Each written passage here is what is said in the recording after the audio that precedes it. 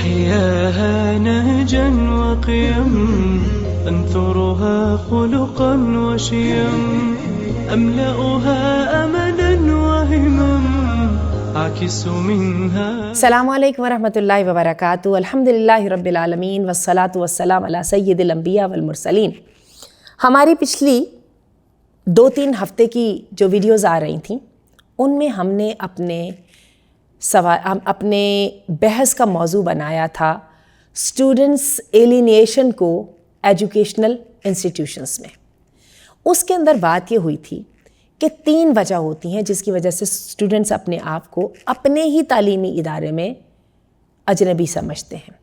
اس کی ایک وجہ جو تھی ہم نے کہا تھا کہ اساتذہ کا اپنے اسٹوڈنٹس کے ساتھ نامناسب رویہ، اور دوسری ہم نے وجہ کہی تھی بولینگ. اسکول کے اندر یا اپنے تعلیمی ادارے کے اندر پوری جو اسٹوڈنٹ باڈی ہے وہ آپ کو عجیب نظروں سے دیکھے اور آپ اپنے آپ کو مس فٹ محسوس کریں تو آپ سمجھتے ہیں کہ مجھے بلی کیا جا رہا ہے. اور سم ٹائم یہ جو بولینگ ہے یہ پھر وربل ایبیوز اور کئی دفعہ پھر فزیکل ایبیوز کی صورتیں بھی اختیار کر لیتی ہے جیسا کہ ہم جانتے ہیں. اس کے اندر ایک جو تیسری چیز جس کا ہم نے ذکر کیا تھا آج میں اس پر بحث کرنا چاہتی ہوں. وہ چیز یہ تھی کہ اس بات کا لیک ہونا یا اس بات کا نہ ہونا کہ اسٹوڈنٹ کا اختیار ہو اپنی لرننگ کے اوپر. Lack of autonomous learning in the educational environment. یہ موضوع بہت لگتا ہے ایک پروفیشنل قسم کا، لیکن میں آپ کو بتاؤں یہ ایک بہت اہم رول اس کا ہے ایک اسٹوڈنٹ کی تعلیمی ترقی کے اندر.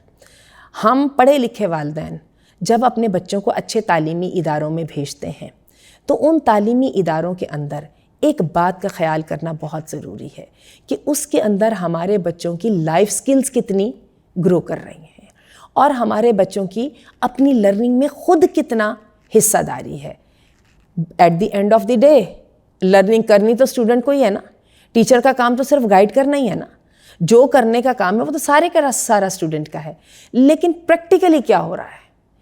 چونکہ ہمارے جو اداروں کی مینجمنٹ کا اختیار اپنے پیڈ اساتذہ پہ چلتا ہے اور اسٹوڈنٹس ان کے کسٹمر ہوتے ہیں بیسیکلی، تو اسٹوڈنٹس کو کے اوپر بوجھ ڈالنے کے بجائے ان کو آسان لگتا ہے بوجھ ڈالنے اپنے اساتذہ پر. یہ جب اساتذہ پر بوجھ ڈالا جاتا ہے تو اساتذہ پھر کیا کرتے ہیں؟ وہ اس طرح کا ایک پرفیکٹ قسم کا رزلٹ دکھاتے ہیں جس پر کوئی اعتراض نہیں کر سکتا.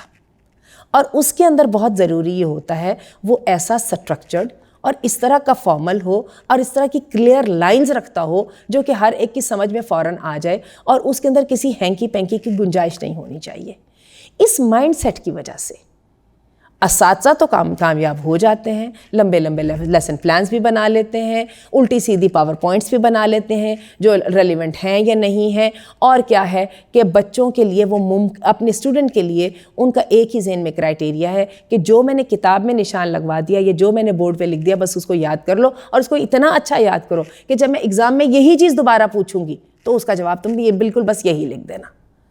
تو اس کے ساتھ کیا ہوتا ہے کہ ہم کلہاڑا لے کے ایک اسٹوڈنٹ کی کریٹیوٹی کو، بلکہ میں کریٹیوٹی کا نام انسانیت رکھوں گی، اس کو جو ہے وہ باقاعدہ سیک کر دیا جاتا ہے. تھوڑی سی میں آپ کو ایک بات بتاؤں. ایک لفظ ہوتا ہے امپرووائزنگ.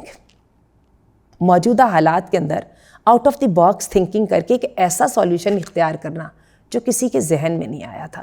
اس کو ہماری زبان میں جگاڑ لگانا بھی کہتے ہیں. جگاڑ لگانے پر آپ ہنسیں نہیں، کیونکہ آپ کو میں انٹرسٹنگ بات بتاؤں کہ اس دفعہ کی 2022 کی جو انگلش ڈکشنری ہے اس کے اندر جگاڑ کے لفظ کو باقاعدہ ایڈاپٹ کر لیا گیا ہے. یہ لفظ ایک انسان کے لیے اتنا ضروری ہے کہ ایک انسان کو پرابلم سالونگ آنی چاہیے. اگر ہم یہ پرابلم سالونگ کا عنصر اپنی تعلیمی ماحول سے نکال دیں گے تو مجھے بتائیں آپ ایک کمپیوٹر تو شاید پیدا کر سکیں گے یا آپ جو ہیں وہ ایک مشین تو پیدا کر سکیں گے، لیکن میرا یہ خیال نہیں ہے کہ آپ اس کو وہ مینٹل یا ایموشنل گروتھ دے سکیں جو کہ ایک اچھے انسان کے لیے، جو آج کے مسلمان کے لیے 21ویں صدی میں رہتے ہوئے اور پاکستانی کے لیے سب سے زیادہ ضروری ہے. تو اس کا تعلق ڈائریکٹلی ایک اسٹوڈنٹ کا اپنی لرننگ کے اوپر اختیار سے ہے اور اپنی لرننگ میں حصہ پلے کرنے سے ہے. ہم اساتذہ ہمارے لیے یہ ضروری ہے کہ ہم روبرکس کریٹ کریں جس کے مطابق ہم اسٹوڈنٹ کو بتائیں کہ تمہارا کام اس کے مطابق مارک کیا جائے گا، اور ہم اپنی تعلیمی سرگرمیوں کے اندر اس بات کی گنجائش رکھیں کہ 1-2 کنٹرولڈ کام کروانے کے علاوہ کچھ انڈیپینڈنٹ کام ہونے چاہیے، اور کچھ انڈیپینڈنسی جو ہے وہ اوپن اینڈڈ کام پر بھی ہونی چاہیے۔ یقین کیجئے کہ کووڈ کے دنوں میں جب ہمیں اڈاپٹ کرنا پڑا آن لائن لرننگ میں، تو اس کے اندر مجھے ایک چیز نے بہت زیادہ متاثر کیا، اور وہ کیا تھا؟ Open book test. اس کو آپ سیدھا اسائنمنٹ کہہ لیجئے۔ اسائنمنٹ میں بھی تو یہ ہوتا ہے نا، ہم ایک ٹاسک دے دیتے ہیں اسٹوڈنٹ کو، اس کی پوری شکل بنا دیتے ہیں اور اس کو کہتے ہیں کہ جاؤ اس کے مطابق جو ہے وہ معلومات لا کے تو اس کو پریزنٹ کر دو، پاور پوائنٹ بنا کر لیا، یا اس کو کسی بھی طریقے سے السٹریٹ کر دو۔ تو یقین کیجئے کہ مجھے اس چیز نے بہت فائدہ دیا، اور میں نے دیکھا کہ روایتی لرننگ کے مقابلے میں یہ جو اوپن بک ٹیسٹ والی لرننگ تھی، یا پھر یہ جو اسائنمنٹ والی لرننگ تھی، یہ زیادہ افیکٹڈ، زیادہ ڈیپ روٹڈ اور زیادہ انٹرسٹنگ تھی۔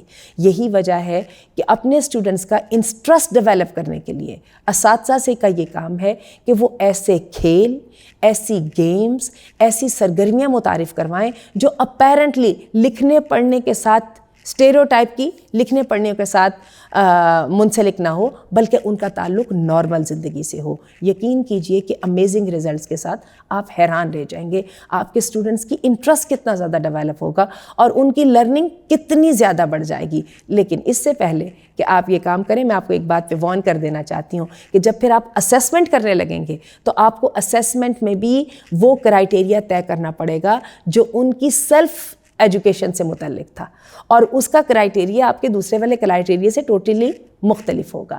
انشاءاللہ آنے والی ویڈیو میں اس کے بارے میں بات کریں گے۔ تب تک کے لیے خدا حافظ۔ السلام علیکم ورحمۃ اللہ۔